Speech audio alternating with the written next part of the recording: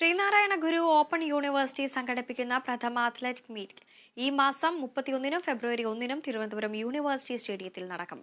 ജനുവരി 31 രാവിലെ 9 ഉന്നത വിദ്യാഭ്യാസ മന്ത്രി ആർ ബിന്ദു ഉദ്ഘാടനം ചെയ്യും. ആന്റണി രാജു MLA അധ്യക്ഷത വഹിക്കുന്ന ചടങ്ങിൽ ലോക വനിതാ ബോക്സിംഗ് ചാമ്പ്യനും ധ്യാൻ ചന്ദ് അവാർഡ് ജേതാവുമായ KC ലേഖ ദീപം തെളിയിക്കും. ഫെബ്രുവരി 1 നടക്കുന്ന സമാപന സമ്മേളനം ധനമന്ത്രി KN ബാലഗോപാൽ ഉദ്ഘാടനം നിർവഹിക്കും. ഭക്ഷ്യമന്ത്രി GR അനിൽ ചടങ്ങിന് അധ്യക്ഷത വഹിക്കുമെന്ന് vice chancellor professor doctor Jagathi Raj VP അറിയിച്ചു.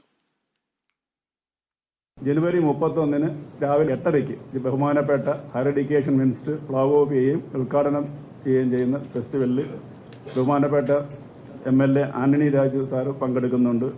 കൂടാതെ ധ്യാൻചന്ദ് അവാർഡ് ജേതാവായ ശ്രീ KC ലേഖ ദീപശിവ തെളിയിക്കുന്നുണ്ട്.